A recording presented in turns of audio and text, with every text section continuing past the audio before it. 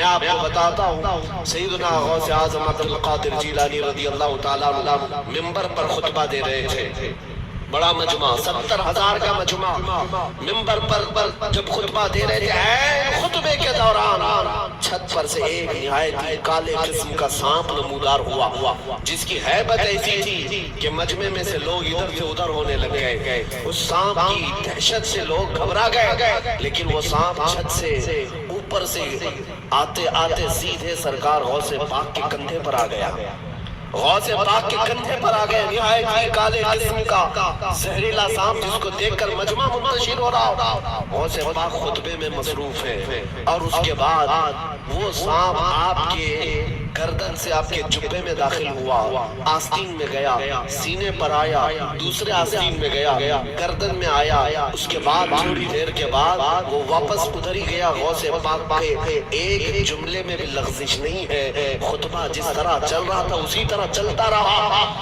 اور اس کے بعد اس سانپ نے فصیح عربی میں آپ سے کلام کیا، کہا ہے عبد القادر میں آزمائش کے لیے آیا تھا، اس سے پہلے میں نے کئی لوگوں کو آزمایا، ان کے یا تو زبان میں لکنت آ گئی، یا تو پیر ہل گئے، یا تو پھر اپنا بیان چھوڑ دیا، لیکن تمہارا حال تو یہ ہے کہ ایسا لگتا تھا کہ تمہارے جسم پر کوئی چیز آئی نہیں۔ غوث پاک رضی اللہ تعالیٰ عنہ مسکرائے، خطبہ جاری رکھا۔ لوگوں نے پوچھا غوث پاک سے کہ یہ کیا تھا، اتنا بھیانک سانپ آپ کے جسم پر آیا، آپ کے جسم پر کوئی جنبش بھی نہیں، لغزش بھی نہیں۔ سرکار غوث پاک رضی اللہ تعالیٰ عنہ مخاطب ہوتے ہوئے ارشاد فرماتے ہیں، میرا نام عبد القادر ہے، میں قادر کا بندہ ہوں۔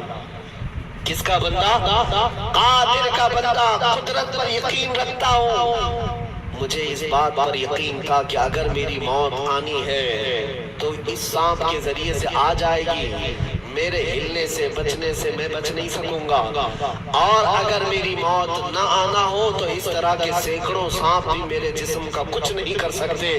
موت و حیات کی قدرت صرف میرے رب ذوالجلال کے پاس ہے۔ میں اسی یقین کے ساتھ خطبے میں مصروف رہا، وہ تو امتحان تھا، ٹل گیا۔ عزیزان گرامی وقار، اس بات کا میں آج آپ کو اعلان کرنا چاہتا ہوں، اگر آپ قادری سلسلے سے بیعت ہیں تو غوث پاک کی اس استقامت پر قربان جاؤ۔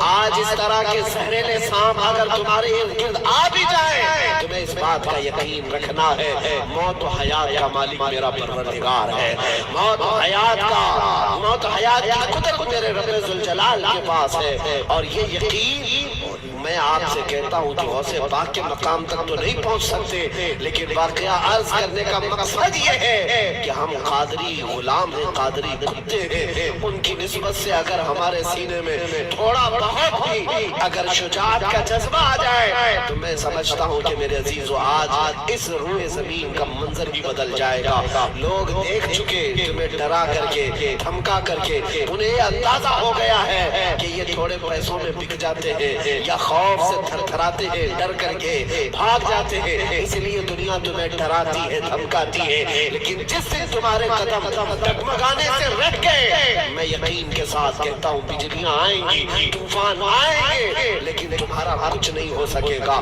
اللہ کریم تمہارے استقامت پر مدد نازل فرمائے گا، اس لیے کہ قرآن میں وہ کہتا ہے ان الذین قالوا ربنا اللہ ثم استقاموا تتنزل علیہم الملائکہ، بے شک جو لوگ اللہ کو یہ کہتے ہیں کہ ہمارا رب ہے اور پھر اس پر جمے رہتے ہیں، مولا فرماتا ہے ان کی حفاظت کے لیے مولا فرشتے نازل فرماتا ہے۔ جمے رہنا، استقامت، ڈٹے رہنا، یہ آج تمہاری ضرورت ہے میرے عزیزوں۔ طوفان آئیں گے، آندھیاں آئیں گی، لیکن یہ نہیں ہے کہ تم میدان چھوڑ کر بھاگ جاؤ۔ دیکھو موت تو آنی ہے، کسی ہاسپٹل کے بیڈ پر آئے گی یا گھر کی چٹائی پر آئے گی، کہیں نہ کہیں آنا ہے، یا کسی حادثے میں یا کسی بیماری میں۔ لیکن اگر قسمت سے موت اس حال میں آئے کہ میں میرے نبی کا پرچم بلند کر رہا ہوں، نبی پاک کی عزت کی بات کر رہا ہوں، اور اگر اس حال میں موت آئے تو اس موت کا کیا کہنا۔